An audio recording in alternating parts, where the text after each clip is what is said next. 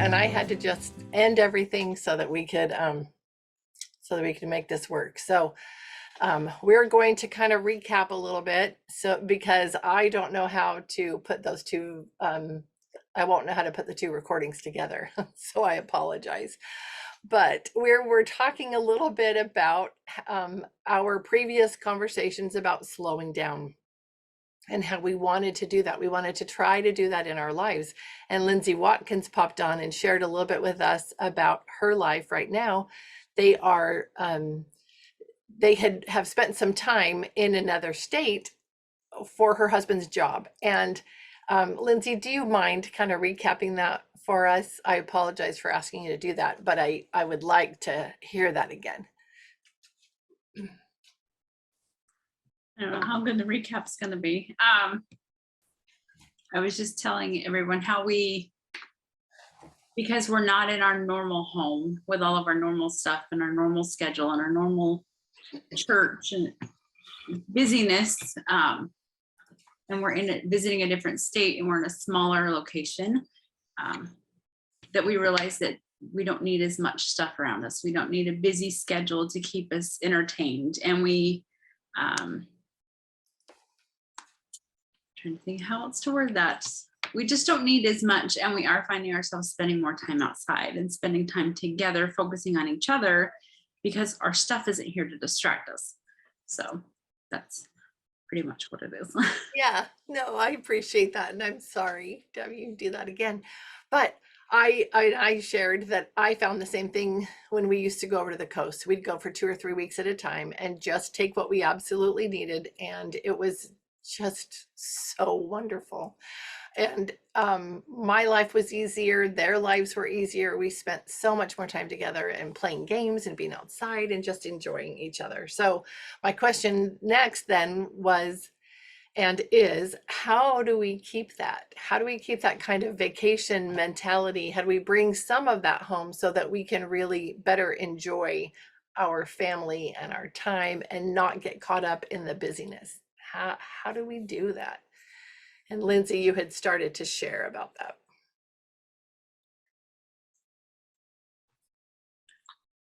Well, I think just putting perspective on what's really important.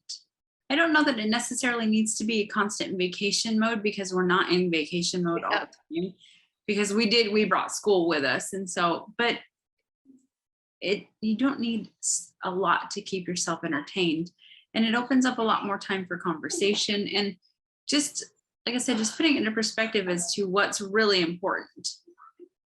I think that's really, because vacation mode is hard.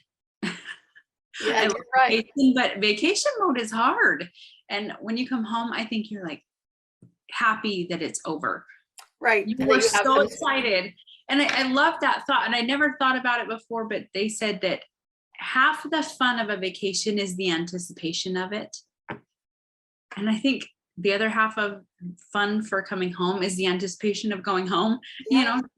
I think my kids are in that mode right now, because we've been here for a month and now they're like, okay, let's go home. I'm like, yeah, we've got another month up here, but just having the anticipation. And it's nice that you have the anticipation both ways. You're excited to go and experience new things, but to have that same level of anticipation to go to your own home, that's something a lot about your home. And if you're not anticipating going home because it's the dread of, I've got so much to do, and oh, this and this are on my calendar, then maybe that's where the focus needs to be, and say, okay, what doesn't need to be there so I don't dread going home? Yeah. Yeah, I like that. So how do we make our homes that place, that we love to be? That place that, when we are away, we want to get back. What are the things we want to get back to or for? What are those things that make our homes a place that we long for when we're away? Or the things that we enjoy while we're there? What if we kind of talked about that a little bit and then in our lives focused on making sure those things were there? Is that something that's possible, do you think? Has anybody had any experiences or want to talk a little bit about that? How do you make your home that place that you want to be, that you want to return to? What is it about going home that is so enticing or inviting? I love coming home from a vacation. I do. I love being on vacation, but I agree. I love that feeling, that anticipation of coming back home and being home. So what does that mean? What is home? You know, what is it to you? What is it to your family? I don't know, I just like that the idea of reflecting on that a little bit. Anybody else? Or just me? This is just a private conversation I'm sharing with all of you.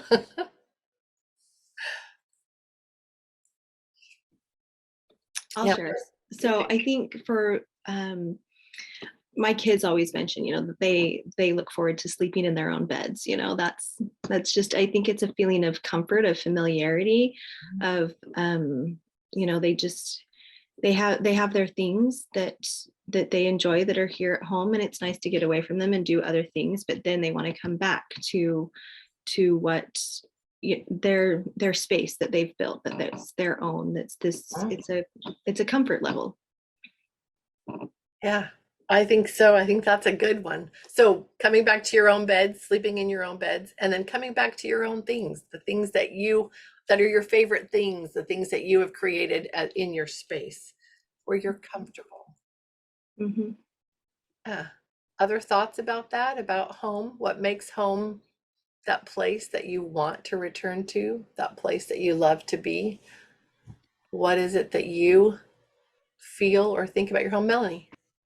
Yeah, so I've been working on trying to declutter my house, and I think I mentioned a few months ago that I went through and really did my kitchen, my family room and living room, all of the downstairs communal areas. Uh-huh. They were actually clean and clean enough to the point that when they do get messy, it doesn't, other than the kitchen, which, is its own chore, but it doesn't take long to just tidy up stuff. Mhm. And when I finished that, it was just so inviting and welcoming. And, my room still has boxes from when we moved, and it's quite a mess, honestly. So when I walk into my bedroom, it doesn't have that same comforting feeling yet that I want to create there. But when I go out into the other areas of the home, it just has this really nice, welcoming feeling.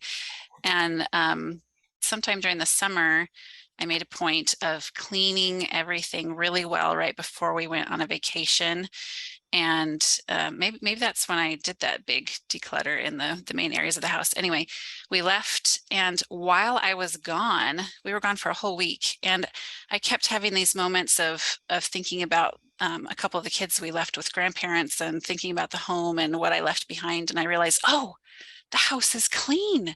It's going to be so nice to come home to a clean house. And it actually gave me a physical sense of relief and calm while I was gone, knowing that I was going to have a clean space to come home to. And when we did come home, it did just feel so nice to walk into a clean room. And I said, everybody, take all of your bags and put everything away right now so we can Yep. keep it clean. And we did, and it was amazing. And it was nice to come home to, and just had that welcoming feeling. Nice. So coming home to a welcoming and inviting place. I love that. Yeah, I clean my house before I leave on vacation because I want to come home to a clean house. And it does motivate me to get the bags all unpacked and everything put away so that it's back to being that.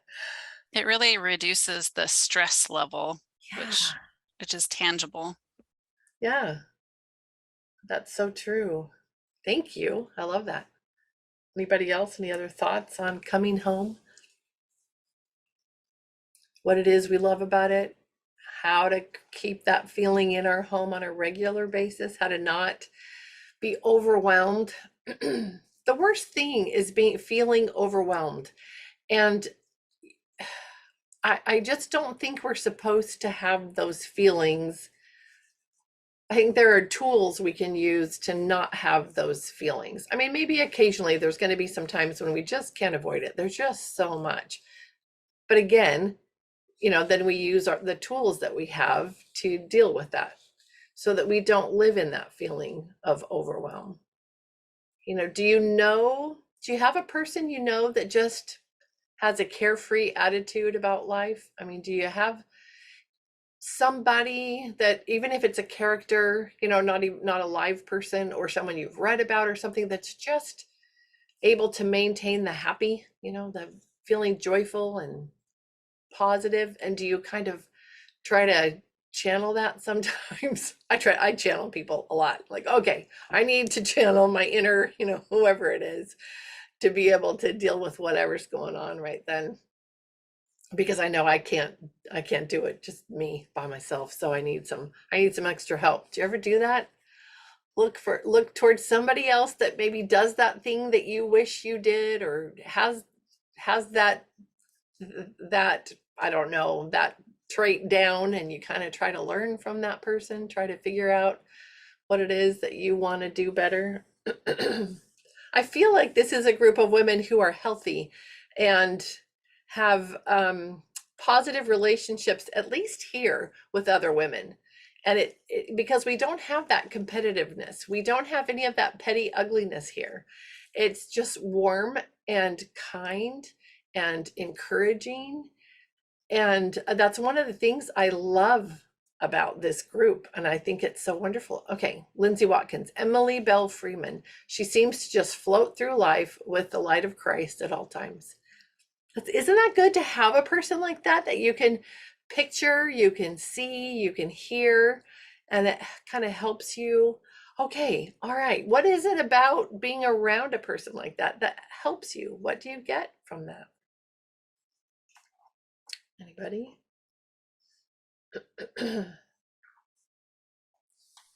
I don't know her. I wish I did. I wish I could just be there and just absorb her light, but I do absorb things that she puts out, and the books and any videos that she's doing. She just seems to always have that. And I know she's gone through some really hard things in her life. She's written about them. She's talked about them. So it's not that she's exempt from this mortal life, but yet she's found a way to just continually hold on to that light and go, but I know where my happiness comes from. And so whatever, I really wish I had that talent and just that perspective on life. So yeah. And then being able to come here with you ladies has really been beneficial to my life. Just knowing, like you said, there's not that competitive nature. We're not all competing for, hey, look what I did this week. We're just here just trying to uplift one another. Yeah. I'm glad you feel that. Because I feel that for sure. And I still get emails from some women who watch the videos after the fact. They can't be here on Fridays, and they feel it, and they're just watching a recording. And I still just think, wow, that's kind of amazing that we have this virtual technology now, and it actually creates something positive.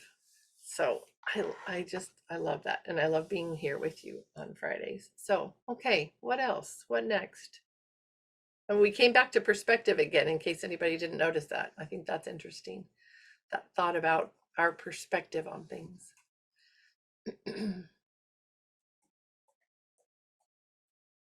Now, I know if we were together in person, there wouldn't be these silences. Isn't that funny? I don't know what it is. I mean, I always mention this thing about, processing a question and how long that takes. And so it's fine to have the silence. I don't mind it. Oh, and we'll go to you in a minute, Mercedes. Good. But in person, it doesn't seem like that happens. I'm not exactly sure why that is, but I think it's interesting. Anyway, Mercedes, maybe we're just waiting because you can't always see all the cues, right, that people are giving where you know who's going to speak next. Anyway, for everybody's information, it's Mercedes. I think at least I know that I feel like I don't want to hit that unmute button unless I have something really profound to say. But I try to get past that.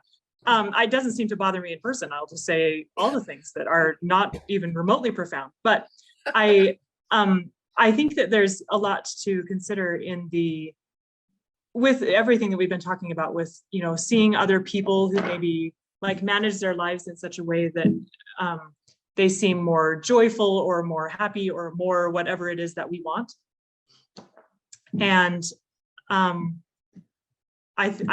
Lindsay touched on this, but there are certainly innate talents that people have, and some people are more just blessed with I believe it's a spiritual gift of just being able to feel joy more often or more strongly, but that it's also something that we can develop, right? That's the whole purpose of month 12. You know, I'm reading the Mother's University book, and it's honestly just so hard to like keep train of thought going in that book. I don't know if it's just like, I don't know what the deal is, but I'm struggling, but I'm still trying to read it every single night. And I'm finding all these beautiful like one-liners or like paragraphs that are just lovely, but I'm like, how does that relate? Like, I'm having a hard time keeping it all together. But the other thing that I think is important, so we can develop these things, right? We can develop that capacity to feel joy regardless of our circumstance. And then the other thing is that, you know, we look at other people and the things that they have, and I think that that's not that they have maybe the qualities that they possess. And we want to emulate them, and we want to be more like a person for whatever reason. But I think it's also really important, and this always comes as such a surprise to me when I hear it, but I think that it's important to remember that I would be willing to bet that in every one of our cases, there's someone watching us thinking that we've got XYZ all figured out and that they wish they could be like us. And I'm always surprised when I hear things like that, when people are like, oh my gosh, you da da da da. And I'm like, what? You're kidding me, right? And I try to be gracious, but it's always a surprise. But I think worth remembering that we do have parts of our lives under control. We may not have the whole thing under control.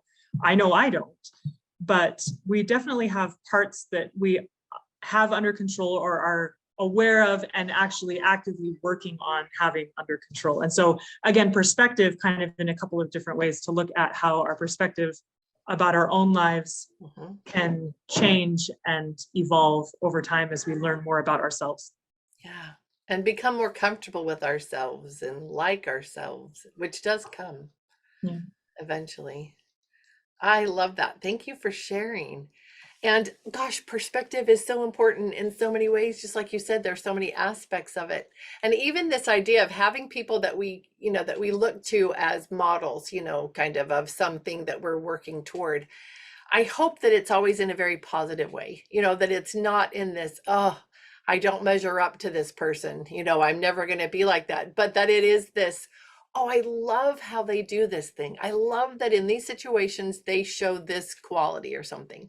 I'd love to refine myself and gain that quality, work on that, you know, something. I think it can and should be motivating, and inspiring, not discouraging, you know, and depressing. But that's what I think this group of women, I think this heartwarming endeavor helps us become more positive in our pursuit of something, you know, of refining ourselves. Do you find that? Do you find it's that you generally stay a little more positive and optimistic as you're trying to get better? Or, I mean, not that we can't fall into, I mean, I do this. This is just my path, you know.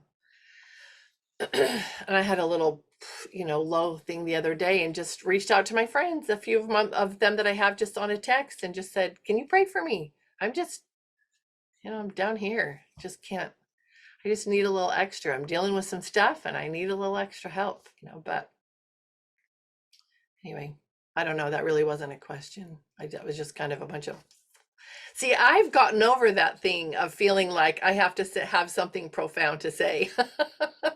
So I don't have that problem anymore, unfortunately. Yeah, Lindsay Bunting. Hello. I don't have anything to say. I just finally could show my face. I was swimming with my nephew, so Good. yeah. How fun is that? Well, welcome. It's good to see your face. And I've been listening. I knew you were here. Yeah. So what are your thoughts about this? About all these things that are loosely connected? I love it. I love the thoughts on like the feelings of how do we make our home feel like we want to be there, like we do when we're away from home, you know, like how do we create those feelings? Because I always have that like vacation blues when you come home. So I like that thought of how do we create a place we want to be in. I guess my thoughts lately have just been on just, I think I'm just constantly in the state of practicing being present. So Lindsay Watkins, it's 63 degrees and raining where you are.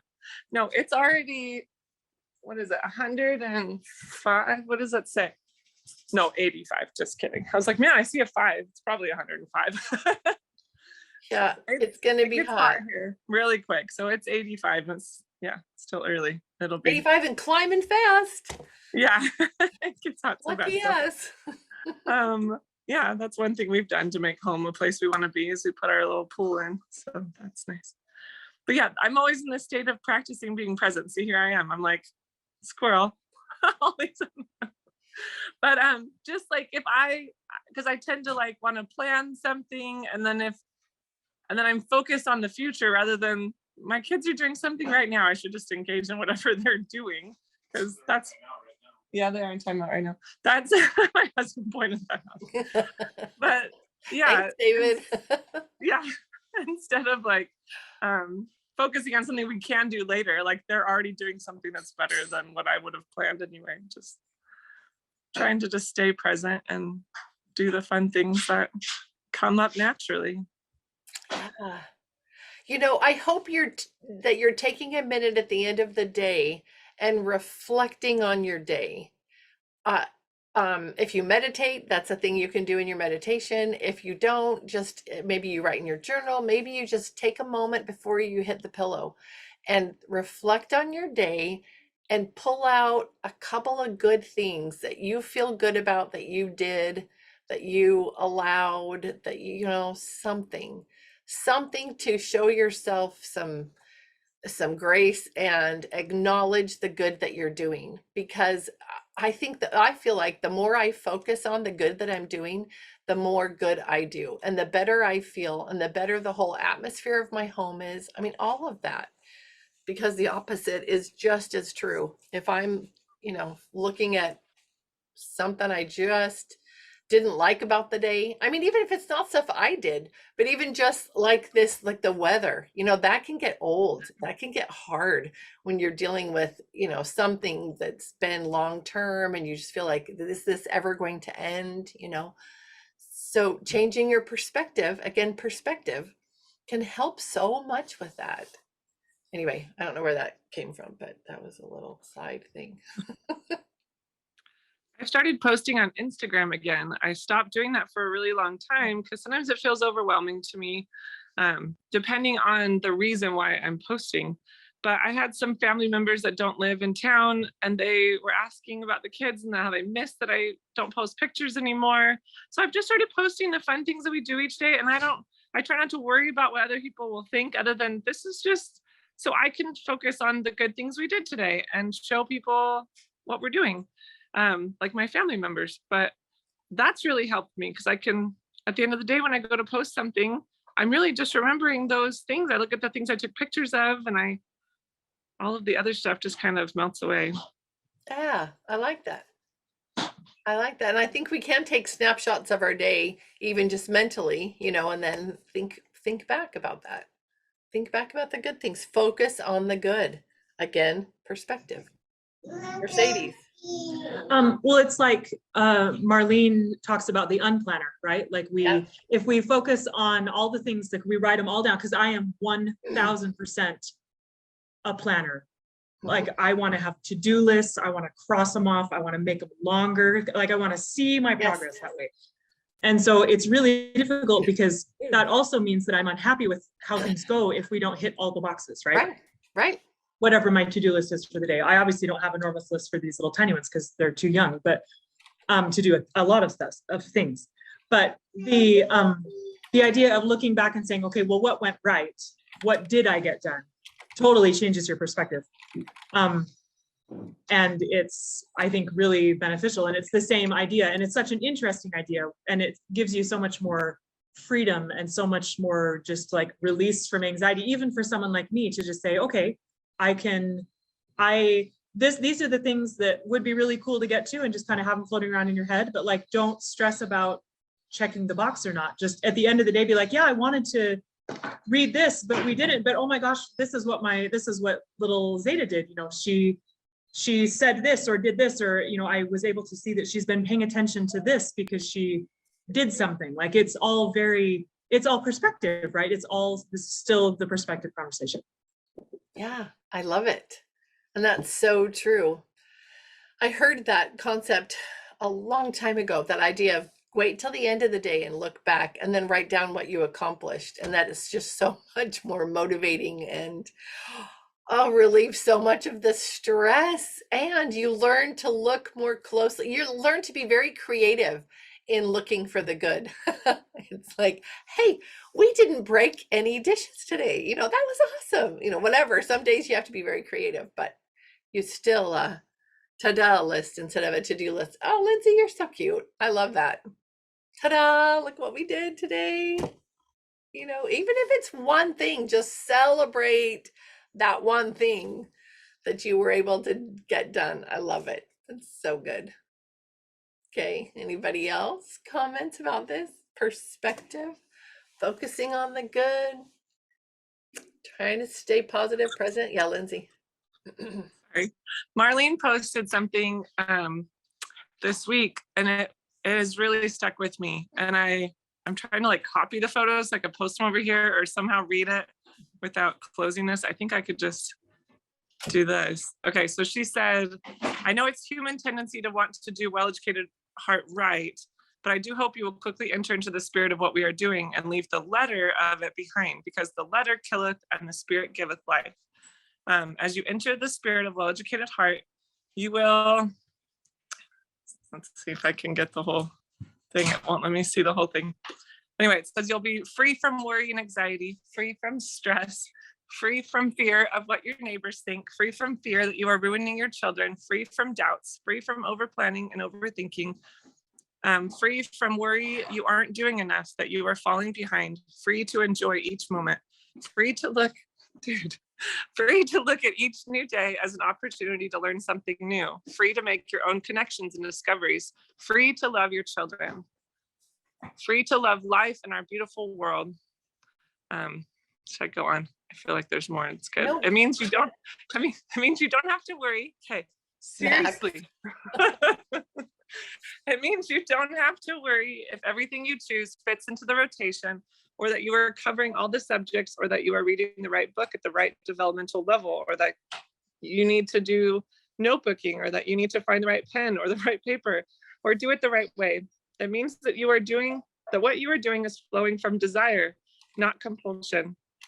I had a mom write to me the other day and said that what we are attempting to do is not unlike freeing a people from slavery. We're used to being told exactly what to do and punished if we don't do it just right. We're not used to asking our own questions or acting from our own volition. I am here to tell you, you've been emancipated and nothing compares with freedom. Yeah. Why did you love that, Lindsay? Because I felt it, like it went right into my heart, and I have felt free ever since reading it. And I was feeling that before. So I was starting to feel those feelings after going through Catch the Vision again. I just felt free. Like, there's nothing I have to do.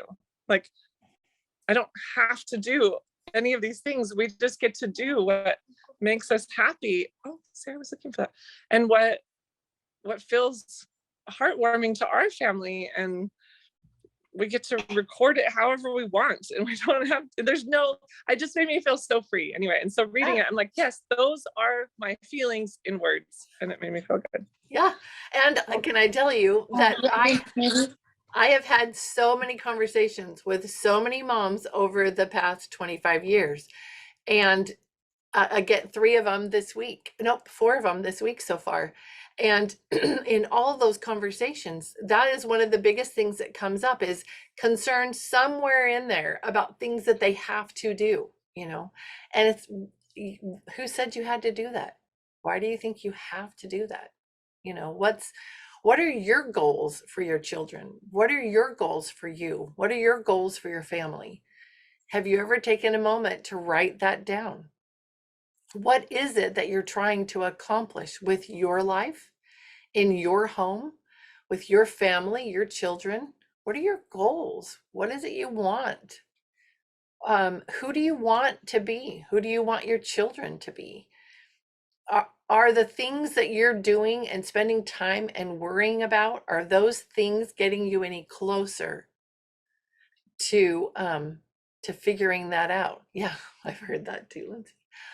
Yeah, I so many times the things that we are worrying about, stressing over, aren't getting us one tiny bit closer to what it is that we actually want to accomplish. So many times with these moms, all I'm really doing is giving them permission to let go of all those shoulds, to let go of every single one of them. Start over, make a new list. Don't pull from all the past stuff, and don't pull from the expectations of the things that you did when you were in school, or the things that you I know I so many times I apply this to teaching our children, but I think because it's the end goal, you know, whether we're mothers or grandmothers or we're young women, the end goal is teaching the young people so that they come up and can then teach, you know, the next generation. And so not just in school, because I don't really do school. When I was working with my children, the worst part of what I did was school. The best part of what I did was helping them to keep a sense of wonder about them, and to not lose that joy of that comes from being curious about the world around you. To help them to maintain that love of learning that they come with, or that you can develop within them. So I give moms permission to stop, to let go, to throw away all the lists from before and create a new one. I think probably reflecting on this a lot, because I've had this conversation so many times with moms, so many times with women in their relationships. I talk to so many women just about their relationships with their husbands. I have had so many counseling sessions over the years, just in my home, in my library, or taking walks with friends. And I don't know why it is that people come to me. I'm not exactly sure, because I don't know anything. I really don't. Don't tell anybody though. That might be kind of embarrassing for me. But I don't know anything. But I feel like when a person comes to you and they come for help, I think sometimes heaven gives you a little bit of help for that person, right? That's the only way I can explain it. And then obviously I do have some experience, right? Time spent doing a thing, usually you learn some stuff from it. But so many of the conversations, it's just start over. Go back to the beginning, make your own list. Make your own list of the things that your priorities, the things that are important to you, the things you really, really want.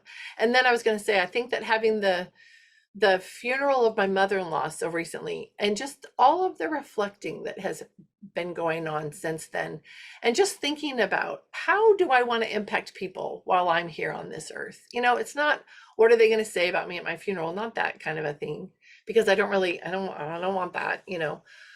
But was I helpful? Was I kind? Did I do what I was supposed to do when I was here, you know? And I want that same thing for my children.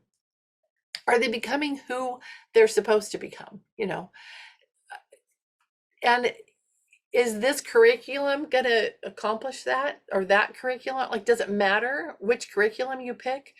Or if you're at grade level, whatever grade level you are, and what is grade level, and why does it matter, you know? And transcripts, and I get so much concern and worry and angst about transcripts and diplomas, and how are they going to get to college? It's like, hold on, do you not have a goal beyond that? Is that really your goal for your child? College is the big thing that you are spending all your time and effort and just emotion all caught up in? Really? No, you take that away, remove that. That is so limiting in your vision for you and for your family. so incredibly limiting. And there's nothing wrong with those, any of those goals, right? But that's one tiny little part of what you're doing and what you're working on. Such a tiny part. Make your perspective so much bigger and wider and encompass all of their future, everything they can be, all of who they are. And then all of a sudden, when you're dealing with your child, you can start seeing some of their qualities and characteristics and interests and passions and being able to appreciate those and seeing that, oh my goodness, I need to make time for those things. Those are the things that are important. Those are the things that are going to feed them and nurture them. And, you know, those are the things that are really important. Wow, I really got off on that. But that's just really important to me. I see it all the time. These families are limited because moms feel like somebody's watching me and I'm not measuring up. I haven't done this checklist, or I have my internal checklist and I feel like I feel all this pressure because I've got to do X, Y, and Z. Why do you have to do X, Y, and Z? Are you sure you have to do X, Y, and Z? Maybe you don't, you know, maybe you do, but maybe you don't. Yeah. We have a lifetime to learn. It doesn't happen before age 18. There's so much time. The biggest thing, the most wonderful thing you can do is keep that love of learning alive in your child and not kill it by, you know, just, have you done this? Have you done this? No, you got to do this. It's super important that you do this. I don't know, whatever it is, this algebra lesson, you know, you got to get through the book. Have you ever asked yourself the question, why? Why do they need to, whatever it is, fill in the blank? Why do they need to do that? I'm not saying they don't. Just ask yourself the questions and make sure and be prayerful, because God knows what your child needs. He knows what your family needs. He knows what you and your husband need. You know, he knows what you need. He knows that, and he'll tell you that, but you have to ask him. I feel like so many times, and I just picture this in my head with me all, because I do it all the time. I forget to ask, you know. And I just have this picture of Heavenly Father up there, just with, you know, arms full of blessings for you and all the answers and the direction and the specifics about some of the stuff, because you need that, you know, on some things. And just going, okay, are you, just ask me. I have all of the things that you need. Just ask me, you know. Anyway, that's a whole bunch of stuff. Yeah, so hard. So Emily made some really good comments here. Right now, I'm trying to get my 15-year-old to see what she wants her education to be. She's stuck in not sure and feeling like it has to be what her peers are doing in school. She can't get excited about any learning but watching documentaries or reading Keepers of the Lost Cities. We are working through it, trying to focus on moments she is happy to share a bit of knowledge or connection she makes between things she's watched. But Emily, how good that she has a mom who's being patient with her and allowing her to do that. I was just meeting with a mom yesterday, and the answer to her problem was go. The reason you're probably not getting the answers about this question is she needs to pray about it with you. You know, so they're praying about how they move forward. And so many times that's been the answer. Pray with your child. Give them that opportunity to pray about it and find out. But yeah, Lindsay's saying it's so hard to put that burden on a teenager to pick what they want to do with the rest of their life. Your 15 to 18 years of experience has to decide what the next 50 years of their life is supposed to be like. But that's when we're focusing on, right, like education goals and job goals and things like that. When if you go back to, like, what's your passion, and not like in a worldly way, you know, but what was it you were made for? You know, what are your gifts? And then will the Lord tell you about your gifts? Pray and ask him. I'm not seeing it, you know, or maybe I'm not seeing it for my child. What are my gifts? Can you help me see them? Can you help me learn what it is I'm supposed to be working on? Right. What's your God-given potential? Yeah, that's such a good question. Anyway, Mercedes, you were going to share. So sorry. The other part of this is that we are kind of jumping a little bit, but back to what you were talking about, you know, imagining Heavenly Father up there, just like holding things, waiting to just like, they don't get heavy for him. Like he's happy to just sit and hold them, but he also would love to just give them to us. We, as in all things, are so very much like him. right? Like we have all of these things that we're holding, wanting to give them to our children. And unless they ask for them, it like almost never works out, you know, especially teenagers, because I have teenagers too, and they are not, they do not have warm hearts. They, I came into this a lot later for them, and we have 2 separate households, and their dad is interesting, and he would never agree to me pulling them out of school. They're very peer oriented. I mean, all the things, you know, that we are learning about that we don't want with our children, kind of exist in them. And I have, like I said, like you said, all of these things that I'm like, here I can just tell you how I can give you all these things and ideas and stuff to like figure it out. But if they're not asking for it and mine aren't asking for it, it just falls on deaf ears. And so that's why the Father holds them. He's perfected the art of holding. Yeah. Because he knows that if he, I mean, certainly, you know, children, earthly children, and we as children of our Father are, you know, not insensible to some of the gifts that he gives us without asking, because we certainly do get those too. But he would not be able in any way to shower us with everything that he has in store for us unless we are on the path of seeking those things out. And the same thing applies to our children. And so the idea is to try and get your children to seek out those things. I fall into the trap all too often of just trying to just give it to them anyway. Here, just take it, just listen to me. And they don't want to listen. And so they don't. Right. And we just waste our breath talking, sharing, or giving because they're not asking, so they're not receiving. Yeah. Yeah. It's so hard. But that's where the magic comes in with this pattern of learning, where if you're doing it for yourself, it affects them. It really does affect them. They see what you're doing and they feel what you're doing, and it makes a difference. And it's so hard to talk a mom into doing that, because it seems too simple and it seems kind of selfish because it's for me, and we don't do very well with things that are for me, you know.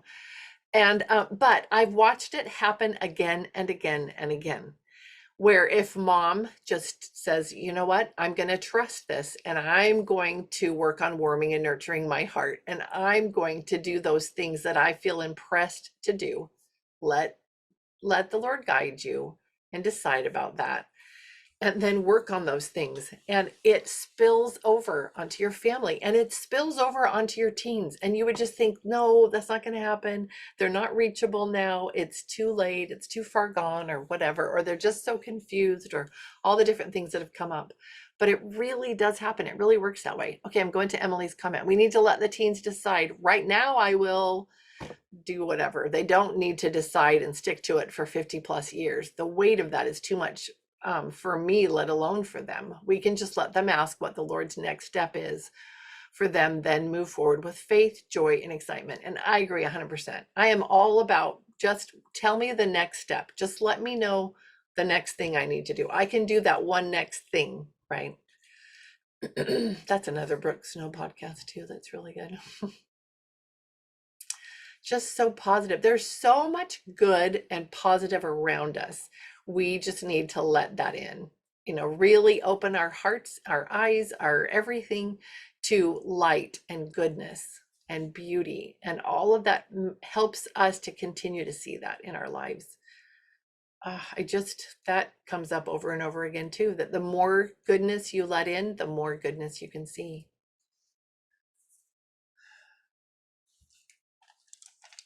Anybody have an idea of what a wrap up of what today's conversation would be like? Anybody brave enough to venture into that territory? I say it like it's some scary thing. It's not. It's just whatever. What's your takeaway from this?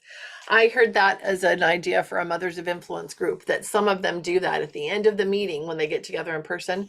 They'll just kind of go around and ask people, anybody that wants to share, what is your takeaway from this discussion? Because it's going to be different for everybody, because it's going to relate to where you are right now, or whatever part of your life you decided to apply it to, right? So that could be different, and it might be interesting to hear that if anyone wants to share. Yeah, I know. Where's Linnell? Linnell, we need you. She was still in Hawaii last time I talked to her.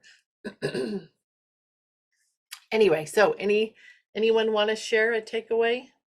It can even just be one little morsel of a takeaway. Doesn't have to be. Amber. I'll share. It's so when Lindsay was talking about sharing that quote, I thought, okay, I wrote down a little snippet of that same thing this week. And as I've been going through the Catch the Vision course again, and I wrote down when Marlene was quoting Fred Rogers, where it says, "It will be found in a voice in a white space between the lines." And then she went on to say, don't get caught in the letter of what you're reading, but there's something beyond the words that you're looking for. And for me, that's kind of summed up our conversation today. It's like we're looking for the in-betweens, the moments, the things that the Spirit is speaking to us, what to touch our hearts, whether it's in our in the way that we teach our children in dealing with our teenagers who don't want to hear what we have to share, or just in our own lives and what we need to be focusing on. It's the white space that we're looking for, reading between the lines and focusing on what is individual to us and our families. I love that. I love that. And I love Mr. Rogers. So just makes it that much better that it came from him. I love it. Okay, anybody else have a takeaway they want to share? Thanks for doing that, Amber. I appreciate that. I'll just give you a few seconds. See if anybody else has anything they want to share. Again, these are gems, right? Just those little things. Just those little things that you glean from a conversation, from something you've read, something you hear, something that you think about. I love that. And I love the idea of writing those down somewhere too, so that we can remember. Yeah, Lindsay Watkins. I was listening to a podcast by Shannon Foster. She's the redheaded hostess. Yeah.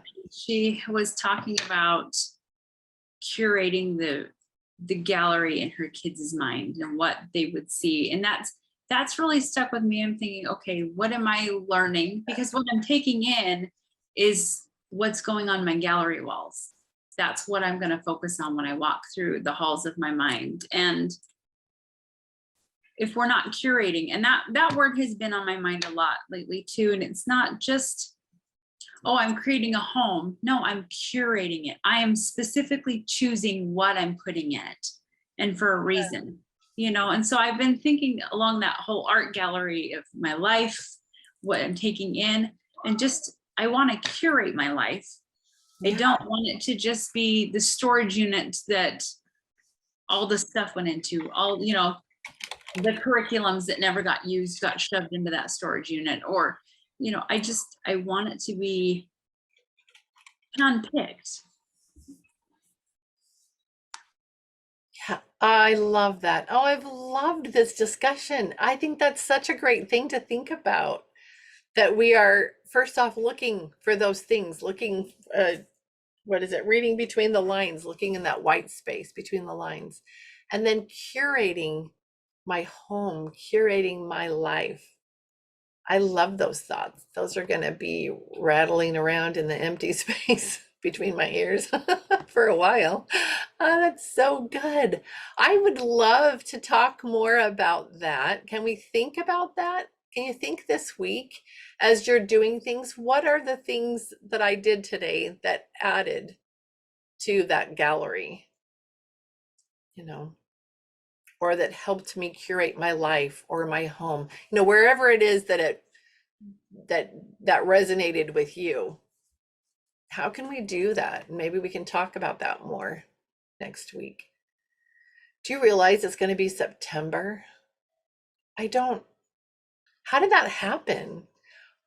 I don't understand. So fast. So fast. But September, and September 1st, I hope that most of you are able to, that it worked out. You're at a point where you can come into the Mighty Networks. I love it so much. We have been getting ready for you, and it is so wonderful. I did almost all of the welcomes for all of the little states for gathering mothers of influence groups in each of the states, and I'm just so excited about seeing so many people there that are very much that have a kind of a commitment to well-educated heart and to being a woman who is moving forward to do her part in this world and in what's coming. And I love that idea. I love that we have the power to heal the world. And so this is part of what we're curating, I think, is these homes and families and ourselves, our hearts, that we can go and do that. So I'm excited about that. And I'm excited that I get to do it with all of you and all of our other friends that aren't here today. So if you're friends with them, reach out to them just to give them a positive message and encouragement, since they didn't get that from the group today. So anyway, thank you for all being here. Thank you for all of your participation, everything that you shared, and everything that you are, because that adds, even if you're not able to share something while you're here, you add just by being here, and we appreciate it so much. So have a great week. Have a lovely weekend. It was great being together. Bye-bye.